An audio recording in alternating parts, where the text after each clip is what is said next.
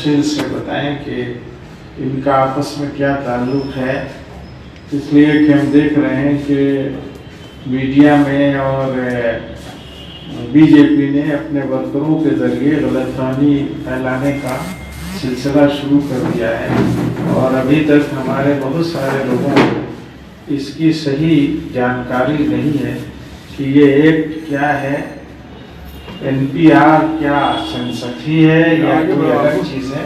हम चाहते हैं कि ये जनाब इसको बताएं। खुर्शीद आलम साहब।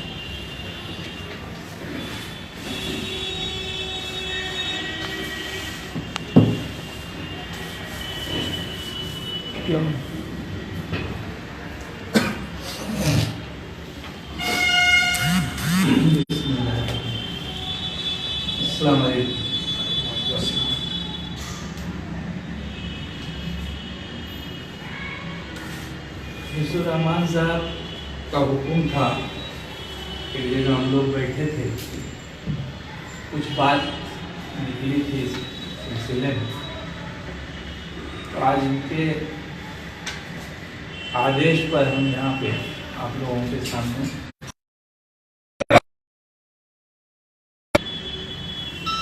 और ये मेरा फर्ज भी बनता है वकील होने के नाते कौम के लोगों को ये बताना कि कोई भी कानून को जब तक आप बढ़िया से जानिएगा नहीं, तब तक आप उसके सही और गलत पहलू को आवाम के बीच में नहीं रख सकते। ये मामला तो बिल्कुल साफ है कि अभी जो मौजूदा सरकार है वो भारतीय जनता पार्टी की सरकार है, जिसका ओरिजिन जो है RSS है। RSS 1925 में बना और हिंदुस्तान में एक ब्राह्मण्स होते हैं पावन ब्राह्मण। जो लोग इंटरनेट चलाते हैं या इंटरनेट पर गूगल पर जाके देखना चाहते हो देख सकते हैं, ओरिजिन ऑफ चित्पावन ब्राह्मण। तो चित्पावन ब्राह्मण का जो ओरिजिन आप देखिएगा तो ये ओरिजिन है ज्यूज का, यहूदियों का। यहूदी से इनका ओरिजिन है। तो ये एकदम क्लियर कट बात है कि जब यहूदी से इनका ओरिजिन होगा तो ये एंटी मुस्लिम्स तो होंगे ही। और इसी का नतीजा है कि जब इनको पूरी ताकत से सरकार मिली तो इनके जितने एजेंडे हैं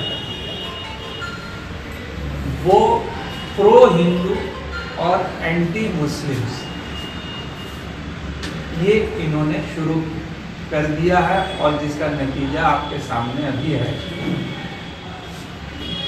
हिंदू भी समझ लेना होगा कि ये जो मनुस्मृति, जिस मनुस्मृति का ये कहते हैं कि राम राज लाना है, और मनुस्मृति में स्पष्ट रूप से साफ तरीके से ये डिफाइन किया हुआ कि हिंदू सिर्फ और सिर्फ ब्राह्मण और फॉरवर्ड जो है वही हिंदू है, बाकी जो है वो हिंदू नहीं।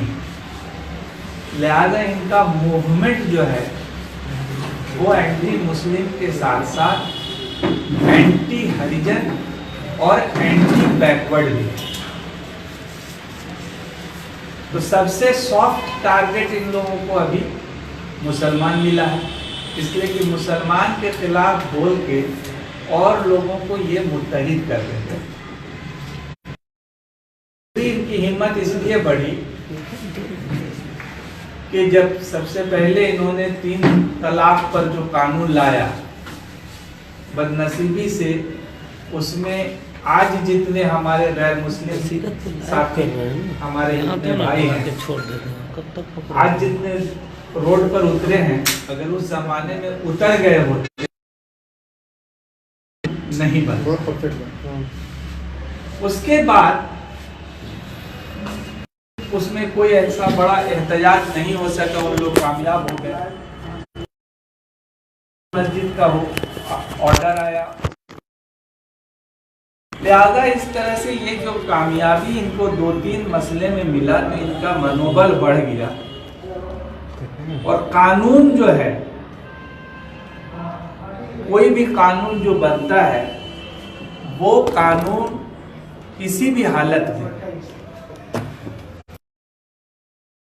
देखना पड़ेगा कि वो कानून हिंदुस्तान के जो संविधान है, हिंदुस्तान रजिस्टर फॉर एनआरपी पर बैठे हैं, नेशनल पॉपुलेशन रजिस्टर पर बैठे हैं और एनआरसी पर बैठे हैं, नेशनल रजिस्टर फॉर सिटीजनशिप। जब हंगामा बहुत खड़ा हुआ, जो बड़े वज़रा हैं, खास करके होम मिनिस्टर, प्राइम मिनिस्टर, ये बार बार इस बात को 2-3 बार ये पब्लिक में कहते हैं। एक तो ये कहते हैं कि जो एनआरपी जो हम कर रहे हैं, नेशनल पॉपुलेशन रजिस्टर कर रहे हैं, एनपीआर जो कर रहे हैं, वो एक तरह का सेंसस है और सेंसस अंग्रेज के टाइम से होता चला आया है, इसलिए इसमें कोई हर्ज नहीं है। इससे एनआरसी और सीएए को कोई मतलब नहीं है।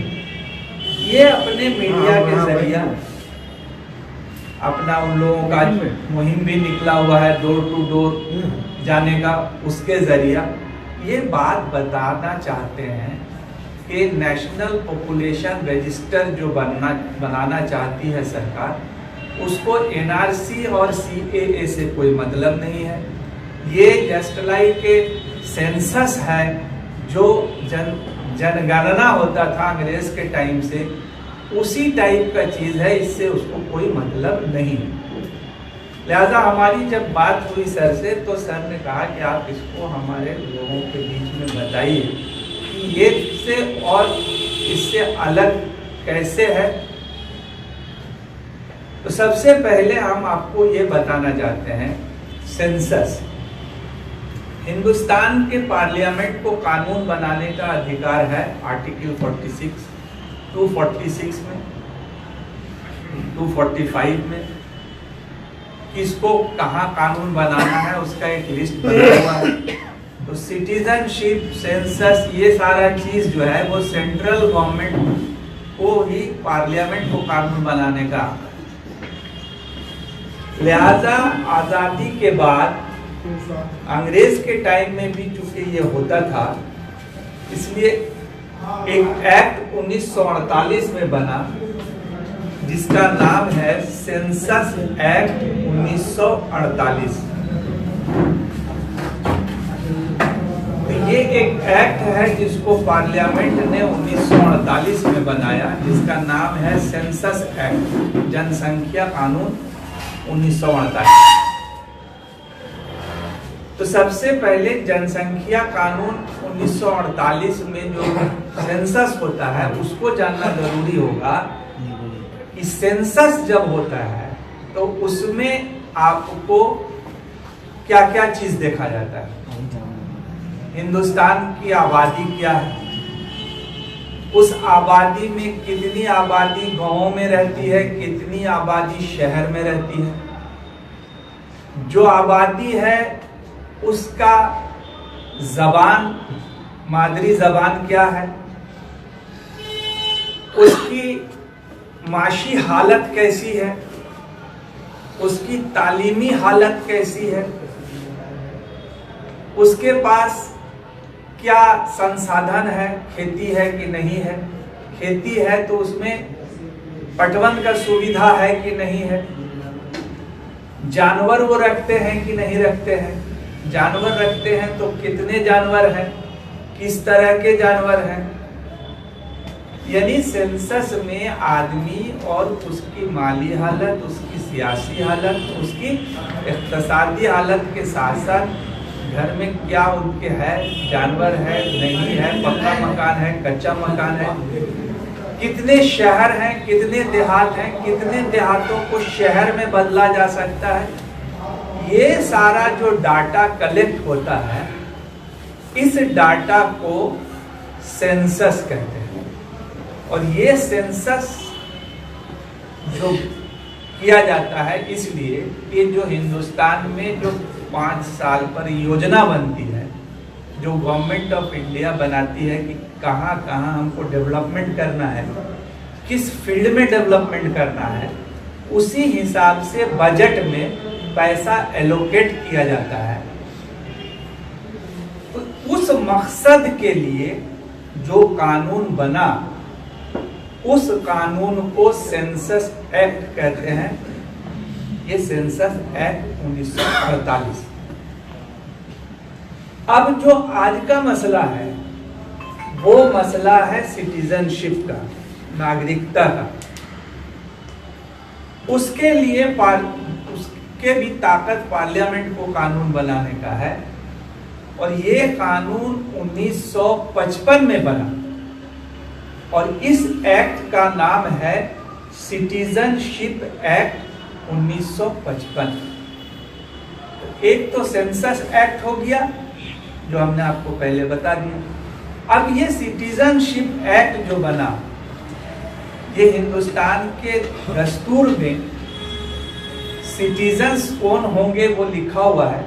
अब उसमें कोई भी कानून के लिए अलग से कानून इन्होंने बनाया 1955 में। ये सिटीजनशिप एक्ट जो है कि कैसे कोई आदमी सिटीजन हो सकता है, कैसे आदमी सिटीजन नहीं हो सकता है, किसको सिटीजनशिप दिया जा सकता है, किसको नहीं दिया जा सकता है। एक चीज और भी बहुत अच्छे से जान लेना चाहिए, नेशनलिटी और सिटीजनशिप दोनों दो चीज है सर। नेशनलिटी बाय बर्थ होता है, सिटीजनशिप बाय बर्थ भी हासिल किया जा सकता है और हासिल किया जा सकता है शादी के जरिए। सरकार में अप्लाई करके सिटीजनशिप आदमी ले सकता है। तो सिटीजनशिप और नेशनलिटी में फर्क है। तो ये जो सिटीजनशिप एक्ट बना 1955 में, इसमें सेक्शन 18 1 और 3 में ये पावर भारत सरकार को दिया हुआ है कि वो इस एक्ट को कैसे काम करेगा, उसको कैसे इम्प्लीमेंट करना है, उसके लिए वो रूल्स बनाएगा। ठीक है, बस आप जैसे ऐसे समझ लीजिए कि जैसे हम लोगों का कलाम पाक हुआ, तो कलाम पाक लॉ हो गया और उस लॉ को कैसे इम्प्लीमेंट करना है तो हदीस के जरिए लोगों को बताया गया कि भाई जैसे नमाज है तो 5 वक्त पढ़ना है, कैसे पढ़ना है, क्या पढ़ना, वजू करना है, कैसे करना है, तो रूल्स जरूरी है। अब इस रूल्स को जो इसमें बनाना था, तो अटल बिहारी वाजपेयी की हुकूमत में 2003 में इन्होंने एक रूल्स बनाया। उस रूल्स का नाम है citizenship under bracket registration of citizen and issue of national identity card rules. ये 2003 में बना अटल बिहारी वाजपेयी के टाइम। उस वक्त भी भारतीय जनता पार्टी की सरकार थी, लेकिन मिली जुली सरकार थी, उन्होंने अपने टाइम में इम्प्लीमेंट नहीं कर सके। अभी चूंकि पावर में ज्यादा है इसलिए इसको इम्प्लीमेंट करना चाहिए। तो सिटीजनशिप एक्ट के सेक्शन 18 1 और 3 के तहत जो ताकत है, उस ताकत के तहत इन्होंने ये रूल्स बनाया। और इस रूल्स में सेक्शन 2K और सेक्शन 2L, ये दो इंपॉर्टेंट आज के दिन में है। के में कहता है national register of Indian citizen, जो NRC हुआ, means the register containing detail of Indian citizens having living in India and outside of the India. वैसा रजिस्टर जिसमें हिंदुस्तानी नागरिक का, सिटीजन का डिटेल हो, चाहे वो हिंदुस्तान में रह रहे हो या हिंदुस्तान से बाहर रह रहे हो। और एल में पॉपुलेशन रजिस्टर को डिफाइन किया हुआ है, means A register containing detail of person usually residing in A village और रूरल एरिया और टाउन और ward or demarcated area by the registrar general of citizen registration within a ward in a town or urban area। गौर करने की बात यह है कि के में वर्ड आया है कि register containing the detail of Indian citizen, और पॉपुलेशन रजिस्टर में आता है detail of person usually residing in India. Person और सिटीजन, यही डिफरेंस है। तो पर्सन में जो भी आदमी हिंदुस्तान में रह रहा हो 6 महीना से या उससे ज्यादा रहना चाहता हो, चाहे वो हिंदुस्तानी है या गैर हिंदुस्तानी है, फॉरेनर है, पॉपुलेशन रजिस्टर में उसका जिक्र होगा। ये तमाम वैसे लोगों के लिए होगा जो गैर हिंदुस्तानी है और हिंदुस्तानी है, इसलिए कि यहाँ वर्ड पर्सन इस्तेमाल किया गया। अब इसी रूल का सेक्शन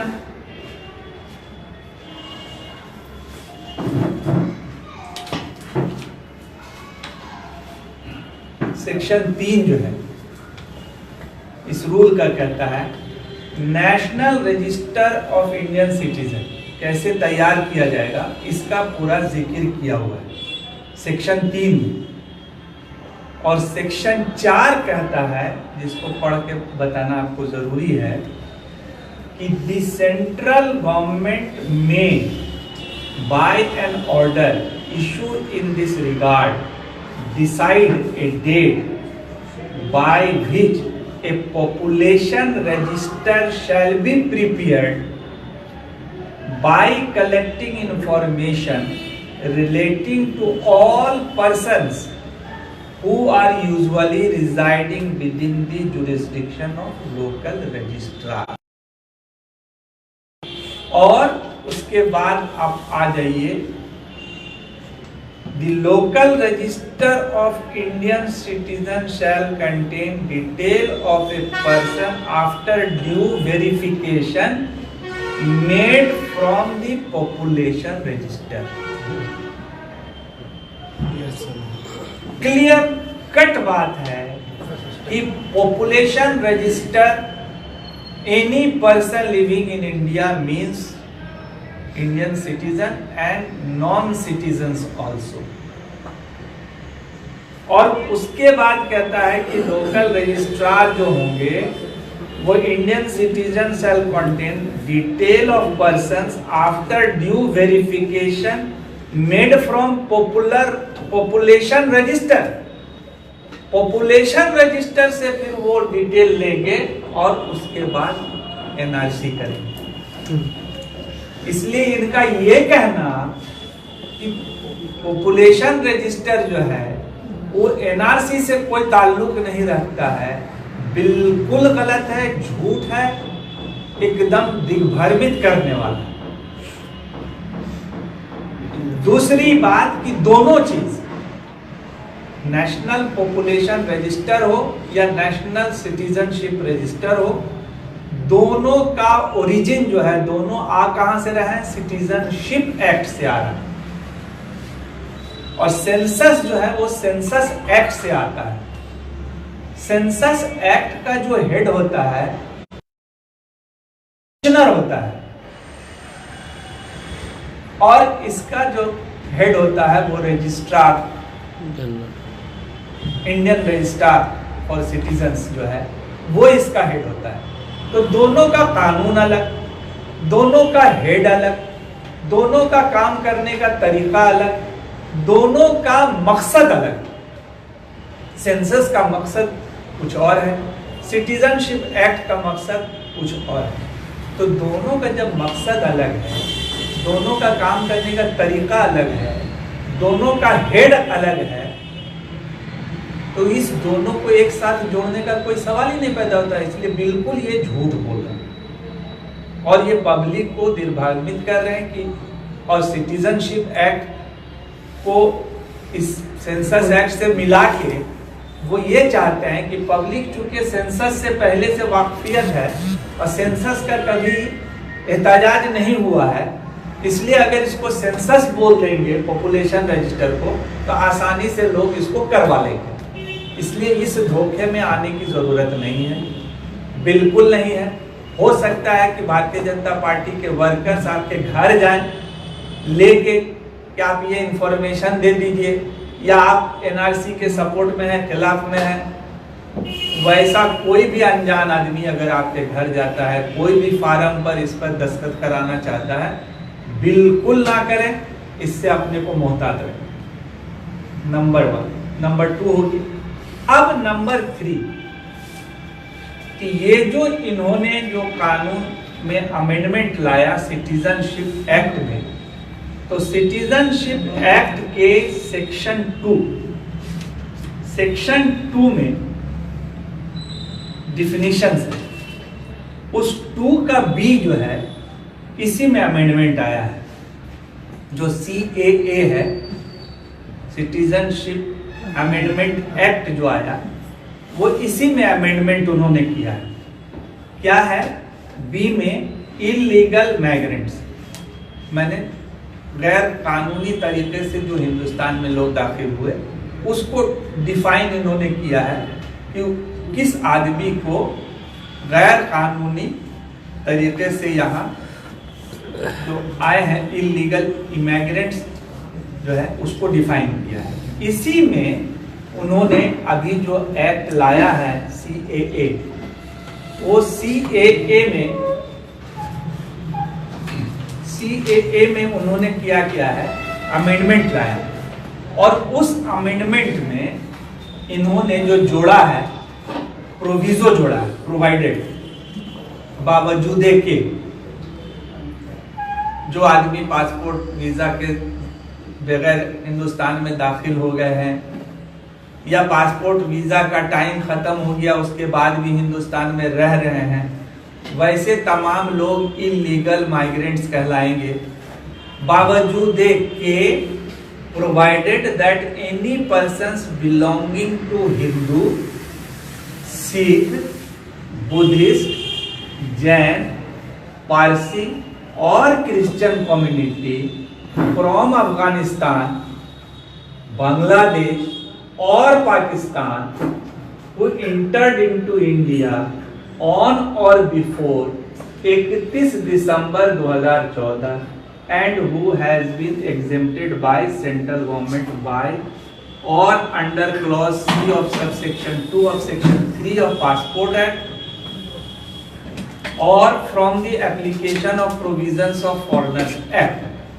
यानी वैसे लोग जो हिंदू हैं, क्रिश्चियन हैं, बौद्ध हैं, सिख हैं, मैंने मुसलमान को छोड़ के कोई भी आदमी 31 दिसंबर 2014 के पहले या तक हिंदुस्तान में दाखिल हो गए हैं, वैसे लोगों को इलीगल माइग्रेंट्स नहीं माना जाएगा।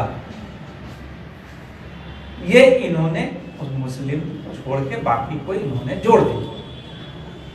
अब चूंकि इसमें रिलीजन वर्ड्स को इन्होंने साफ साफ लिख दिया, फलाना फलाना फलाना मजहब के लोग, तो चूंकि हमारा हिंदुस्तान का जो दस्तूर कहता है कि कोई भी कानून मजहब की बुनियाद पर नहीं बनाया जा सकता है, इसलिए यह कानून, यह जो अमेंडमेंट है वो आर्टिकल 14 और 21 के खिलाफ, लिहाजा ये कानून संविधान के खिलाफ है हिंदुस्तान के संविधान के मंशा के खिलाफ है, क्योंकि हिंदुस्तान को कहा गया कि ये सेकुलर स्टेट है, इसलिए सेकुलर स्टेट में मजहब की बुनियाद पर कोई कानून या अमेंडमेंट नहीं हो सकता। नंबर 1। नंबर 2, ये हिंदू के भी मुखालिफत है, खिलाफ है। वो कैसे? आपको अपने हिंदू साथियों से, अपने भाइयों को बताना पड़ेगा। इसमें इन्होंने क्या कहा, किसको एग्जेम्प्ट किया? एग्जेम्प्ट किया वैसे हिंदू, वैसे क्रिश्चियन, वैसे बौद्ध, वैसे जैन जो पाकिस्तान, बांग्लादेश और अफगानिस्तान से ताल्लुकात रखते हों और हिंदुस्तान आ गए हैं। उनको अगर मजहबी तौर पर वहां प्रताड़ित किया गया, उसकी वजह से हिंदुस्तान आ गए हैं, तो उनको हम लोग अपना मान लेंगे। ठीक है। अब सवाल उठता है कि जिस तरह से हम लोगों ने देखा आसाम में जब एनआरसी हुआ तो उसमें 19 लाख लोग एनआरसी रजिस्टर से बाहर हो गए, जिसमें 14 लाख हिंदू हैं। अब वो 14 लाख को आप क्या कहिएगा, कैसे आप उसको सिटीजनशिप दे सकते? उन्होंने तो अपनी लड़ाई लड़ी कि हम बिहार के हैं, बंगाल के हैं, फला जगह से हैं, फला जगह से एफिडेविट दे के उन्होंने दिया। अब वो कैसे कह सकते हैं अपने को कि हम पाकिस्तानी हैं, बांग्लादेशी हैं या अफगानिस्तानी? दूसरी बात कि जब हम हिंदुस्तान में पैदा हुए, मेरे बाप पैदा हुए, मेरे दादा पैदा हुए, और हम अपने को हिंदुस्तानी साबित करने में कासिर हैं, हम कैसे साबित कर सकते हैं कि हम पाकिस्तानी हैं, हम बांग्लादेशी हैं, हम अफगानिस्तानी हैं? लीगल माइग्रेंट हो गए ना, तो उनको तो रखना पड़ेगा, उनको डिटेंशन हॉल में। ये इसलिए ये एंटी मुस्लिम ही सिर्फ नहीं है, एंटी हिंदू भी। तीसरी बात कि हिंदुस्तान में 70% लोग हैं जिनके पास अपना कोई जमीन जायदाद नहीं, रोड पर, उसमें खाना बदोश भी है, बहुत तरह के जात है, हरिजन है, बहुत सारे लोग हैं, नटफट सब उसी में आ जाएंगे। तो 70% ऐसे लोग हैं, 60% इलिटरेट, 60% आदमी यहाँ पढ़े लिखे नहीं। जब पढ़े लिखे नहीं है तो उनके पास कोई सर्टिफिकेट कॉलेज स्कूल का नहीं होगा, होगा ही नहीं जब पढ़े लिखे नहीं है तो। और अगर कुछ थोड़ा बहुत किसी के पास था तो आफत नागहानी में, सैलाब में, इसमें उसमें उसका खत्म हो गया, तो वो अपना सिटीजनशिप कैसे साबित करेगा? लिहाजा इस एक्ट को अगर लागू किया जाएगा तो मोर देन 60% जो हरिजन है, बैकवर्ड्स हैं, वो एनआरसी से बाहर हो जाएंगे। और जब वो बाहर हो जाएंगे और यही हुकूमत अगर रह गई तो फिर उनसे वो बार्गेन करेगा कि हम आपको सिटीजनशिप तभी देंगे जब आप रिजर्वेशन छोड़िएगा। तो अभी ये लग रहा है अगर थोड़ा बहुत कि ये मुसलमान के खिलाफ है, ये सिर्फ मुसलमान के खिलाफ नहीं है, हरिजन और बैकवर्ड्स के भी खिलाफ है, क्योंकि आरएसएस का जो मंशा है वो रिजर्वेशन को भी खत्म करने का मंशा है। इसलिए कि रिजर्वेशन की वजह से वो मानते हैं कि जो ब्राह्मण्स का हुकूमत पर दबाव था, दबदबा था, वो कम हो गया है, फिर वो चाहते हैं कि हमारा होना चाहिए। इसलिए ये एंटी बैकवर्ड भी हैं।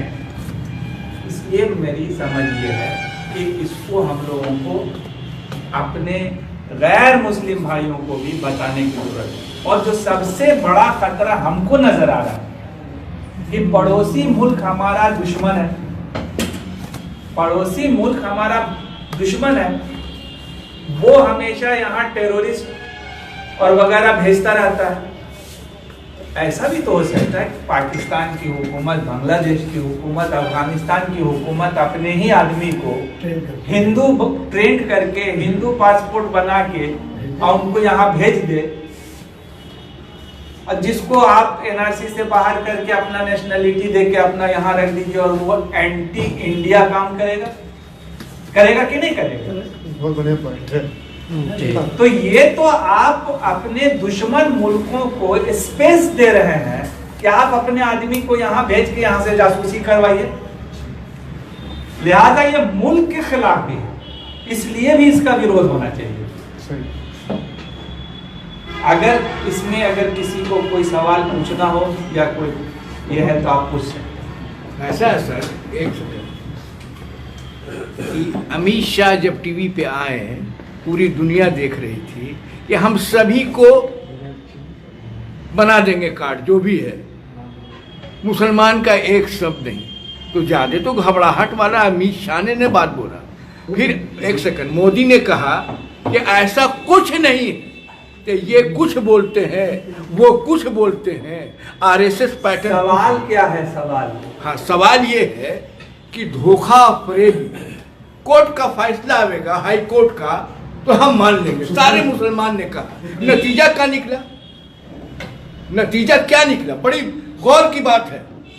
ये अलग बात है, सोचिएगा तो मेरे साथ कितनी बड़ी गद्दारी किया, और सारे मुसलमान कोर्ट के बात मान करके अब खामोश हो गए। तो उसको ऐसा, एक सेकंड सर, उसको ऐसा लगा कि तलाक, बाबरी मस्जिद, कश्मीर, तो से इसको भी मार दो। नहीं, आप सुनिए, आपको हम ये बता रहे हैं, उसको सुनिए। उसको अगर कोई भी चीज का पहलू को दो हिस्से में बांट के अगर देखिएगा दोनों तरफ, कि कमाल तो ये न होना चाहिए कि अगर कोई चीज आपके खिलाफ है, आप उसको पॉजिटिव कैसे साबित करिएगा, ये चीज है।